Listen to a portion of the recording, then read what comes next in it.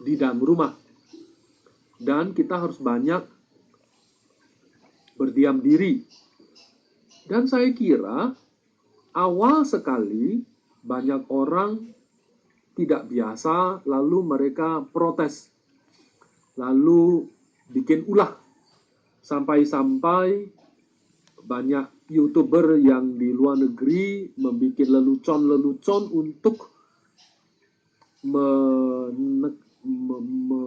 menyindir atau memperingati orang-orang. Terutama bagi orang KCI, terutama bagi Buddhis secara umum dan orang KCI, saya kira tidak ada suatu kekhawatiran, tidak ada sesuatu kesulitan kita untuk berdiam diri. Bagaimana tidak? Kita sudah biasa retret 21 hari, tapa bisu. Sudah biasa duduk diam, retret, dengarkan pelajaran, selama 10 hari dengan Rinpoche. Biasa saja, bukan sesuatu yang heboh. Kita sudah biasa duduk diam, merenung. Itu juga sudah biasa, tidak ada sesuatu hal yang luar biasa. Sebuah pengurungan di dalam rumah. Social distancing, itu istilahnya. Lalu, banyak orang protes. Saya di rumah bosan. Saya nggak tahu apa yang harus kulakukan. Bagi orang KCI, bagi orang Buddhis, itu justru berterima kasih. Kita makin banyak waktu meditasi, kita banyak waktu merenung, kita banyak waktu membaca buku, kita bisa membuat persembahan yang banyak, kita bisa membuat mangkok persembahan yang banyak, kita bisa melakukan namaskara, panjang, kita bisa melakukan persembahan mandala, kita bisa merecite mantra, kita bisa membaca sutra, kita bisa membaca Tapaico, Mahakaruna Dharani, kita bisa merecite nama Buddha Amitabha. Semua adalah aktivitas bajik dan semua adalah aktivitas yang luar biasa. 24 jam kita bisa memanfaatkannya. Jadi bagi saya adalah terima kasih kepada virus ini, bahwa ini membuat siswa-siswa Buddha kembali ke batin. Nah, apa yang membuat orang protes? Yang membuat orang protes tidak biasa, itu mereka adalah tidak bisa menahan diri. Jadi ketika manusia-manusia tidak bisa menahan diri, maka dia menjadi tidak disiplin. Karena dia tidak disiplin, maka dia melanggar batas. Nah, kita akhirnya memahami batas ini. Apa artinya batas ini? Batas ini artinya sebuah sila, disiplin moral, pengendalian diri. Jadi batas ini ada di mana? Di pagar pintu rumah kita. Kalau kita melewati batas itu, kita mematahkan sumpah, kita memalahkan samaya kita mematahkan disiplin sila kita tidak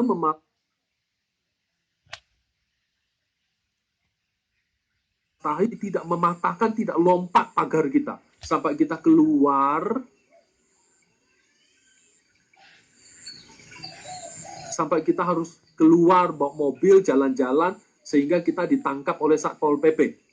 Apa yang membuat kita melanggar itu? Cuma ada dua.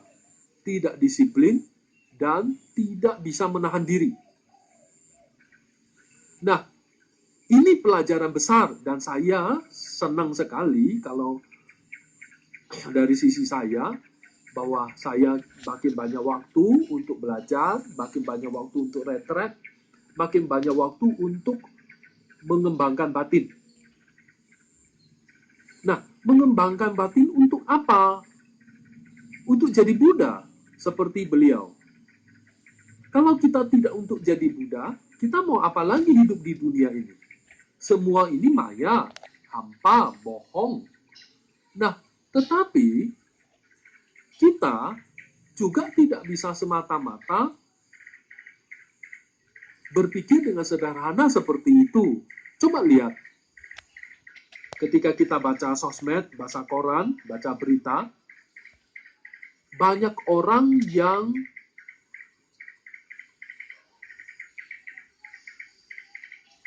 marah-marah, tidak peduli orang lain, dia tidak jujur mengungkapkan dia dari mana, dia tidak memberitahu kepada petugas kesehatan sesungguhnya, lalu dia juga diketahui positif COVID, tetapi dia masih sehat-sehat, lalu dia pergi jalan-jalan dan bertemu dengan banyak orang karena dia tidak bisa nahan diri dan bosan dan menderita, dan dia keluar dari rumah. Siapa orang ini? Orang ini adalah orang yang mementingkan diri sendiri dan dia egois. Ketika dia mementingkan diri sendiri, dia tidak bisa memikirkan orang lain. Dia tidak bisa lagi di mata dia ada orang lain, ada makhluk lain. Dia lupa bahwa ada bapak ibunya, adiknya, saudara-saudaranya, istri anaknya, suaminya, kakak adiknya, saudara-saudaranya, ada neneknya di sekeliling rumah. Yang dia pikir semata-mata hanya dirinya. Nah, dirinya siapa? Dirinya ini, saya sangat menderita. Saya sangat stres. Saya sangat bosan. Saya sudah sumpek. Saya harus keluar. Jadi, di otak dia, di batinnya, cuma ada dia sendiri. Dia tidak lagi ingat ada orang lain. Nah, orang ini kita dengan mudah mengatakan dia adalah orang yang egois. Tetapi kita perlu lihat bahwa kita tidak bisa lahir sendiri di dunia ini. Kita makan, kita hidup, kita punya dharma, semua bergantung dengan banyak makhluk. Dan banyak makhluk ini berada di sekeliling kita. Dan kita lupa bahwa semata-mata yang kita ingat cuma diri kita. Kita lupa orang lain. Sesungguhnya mereka kan juga sama, bahwa mereka ingin bahagia, tidak ingin kena virus, mau sehat, dan tidak mau mati. Nah, jadi COVID ini memberi pelajaran 3 hal penting bagi kita, yaitu kematian, itu sangat terancam. Yang kedua adalah kita harus mementingkan diri sendiri, mendisiplinkan diri sendiri. Yang ketiga adalah kita tidak boleh memikirkan diri sendiri, tetapi kita harus memikirkan orang lain di dunia. 3 hal ini tidak jauh, tidak beda tentang 3 motivasi di Lamrim. 3 motivasi di Lamrim. Kematian selalu mengancam di luar. Coba kita keluar pintu aja, udah matilah kita kena virus. Kematian sekeliling kita. Tapi kita mau menjaga kesehatan, kehidupan kita agar kita bermanfaat. Tetapi bagaimana saya harus bisa bermanfaat? Bagaimana saya harus bisa mendapatkan sesuatu yang baik? Saya harus punya disiplin dan menahan diri, sikap memenahan diri dan disiplin. Dan kita latih itu. Kelisada ini motivasi kedua.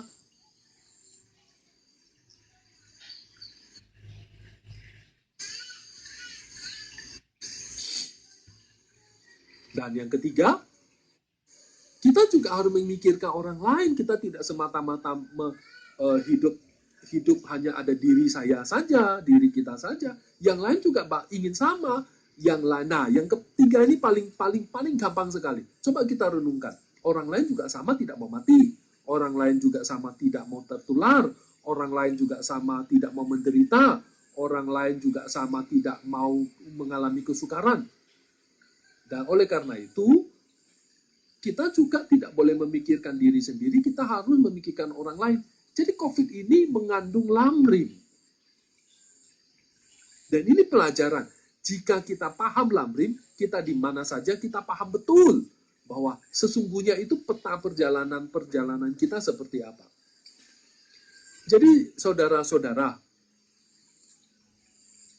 berkat COVID, dunia makin maya. Seperti sekarang, saya bisa mendengarkan Anda dimanapun berada melalui HP, melalui sinyal internet, dan Anda bisa mengikuti kebaktian Waisak di sini melalui sebuah HP. Itu dunia maya. Dunia makin maya. Dunia makin maya, sebenarnya dunia makin sendiri. Dunia makin sendiri, kita sendiri, kita kan jauh jaraknya. Makin jauh, dunia makin butuh sendiri. Nah, dunia makin sendiri, akhirnya si manusia-manusia ini butuh apa?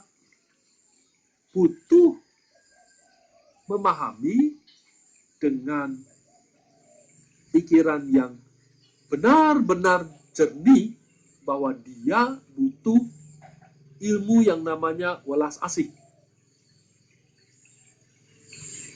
Jadi dia membutuhkan ilmu welas asih, bahwa tidak sekedar dia saja, tapi semua makhluk juga mengalami hal yang sama. Dunia ini sedang tenggelam dalam samudera samsara. Banyak sekali penderitaan. Di mana-mana kita baca aja berita-berita, apalagi tentang belakangan ini COVID, berita COVID menjadi begitu panas. Sedangkan virus itu sendiri sama dengan kematian, dia tidak memandang bulu. Mau kamu kaya, mau kamu miskin, mau kamu terkenal, mau kamu enggak, mau kamu hitam, mau kamu kuning, mau kamu putih, mau kamu bule, mau kamu orang Asia, mau kamu pendek, mau kamu orang Atlantik, dia nggak peduli. Mau kamu terkenal, mau kamu tidak terkenal, dia tidak peduli. Virus tidak pandang bulu. Artinya, kematian tidak pandang bulu.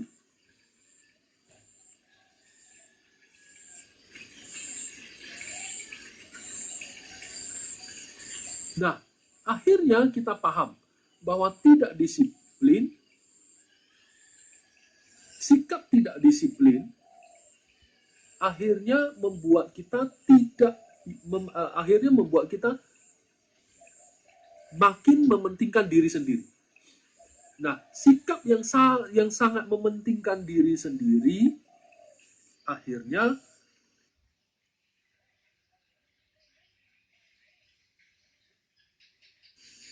diri kita yang paling menderita. Jadi di dunia ini yang paling menderita siapa? Saya, bukan orang lain. Kalau 100 orang ada di tempat ini, 200-300 orang ada di tempat ini, itu ditanya, apakah kamu menderita? Siapa yang menderita? Masing-masing pasti bilang saya. Tidak ada orang bilang dia menderita. Tidak ada orang bilang itu menderita. Kita pasti bilang saya paling menderita. Jadi kacamata memandang kacamata memandang saya itu besar sekali. Jadi si saya ini besar sekali. Nah, si saya ini besar sehingga membuat dia menjadi egosentris. Saya penting, saya menjadi egosentris. Nah, ketika menjadi egosentris ini, maka saya menjadi sesuatu yang tidak bisa kompromi akan penderitaan diriku, harus segera dihilangkan. Nggak peduli lagi siapapun dia, yang penting saya harus bahagia dulu, yang penting saya harus tidak menderita dulu. Nah, jadi sekarang COVID ini membukakan mata kita makin jelas. Karena saya selalu bilang terima kasih kepada COVID ini, virus ini, bahwa manusia-manusia ini bisa melihat dirinya, batinnya, seperti cermin yang bisa melihat dirinya sendiri seperti apa. kita bisa akhirnya banyak waktu di rumah, akhirnya kita bisa melihat diri kita. Akhirnya kita bisa memahami, memandang diri kita. Bahwa diri kita itu seperti apa kualitasnya saat ini. Apakah saya, ya tentu semua orang pasti punya sikap mementingkan sendiri, egois. Termasuk saya, semua. Apakah kita makin banyak amarah? Jadi, KDR, jadi di dalam rumah, di dalam pengurungan di rumah ini, kita semakin banyak yang namanya emosi pengganggu yang muncul. Makin banyak. Belum tentu di rumah makin bahagia. Belum tentu di rumah makin bahagia. Di rumah itu makin banyak marah-marah, makin banyak bosan, makin banyak stres, makin banyak karena dia bosan, dia stres, maka dia kemelekatannya muncul, dia melampiaskannya dengan shopping online. Lalu dia makan, memuaskan. Jadi pelampiasan. Dia bilang di si aku ini mengatakan oke, saya minta kompensasi. Nah, apa kompensasinya? Makan. Apa kompensasinya? Jajan. Belanja di online. Apa kompensasinya? Marah-marah di rumah, berantem dengan istri, anak, segala macam. Dan ini akhirnya COVID ini membuat kita makin jelas, makin lihat ke diri kita. Kualitas diri kita itu seperti apa. Ini loh saya. Yang positifnya berapa banyak, negatifnya berapa banyak. Terus kita lihat berapa banyak yang bisa kita perbuat untuk diri kita. Logikanya kalau work from home, kerja di rumah, itu harusnya kita makin banyak waktu untuk membaca lamrim, membaca buku, bikin PR, bikin sadana, berbuat baik. Tapi nyatanya apakah kita cek saja sampai ini hari COVID belum berakhir, ya kan? Belum buka PSBB-nya belum dibatalkan. Lalu kita tanya pada diri kita berapa banyak kita memanfaatkan waktu kita untuk hal-hal positif, dan berapa banyak kita melampiaskan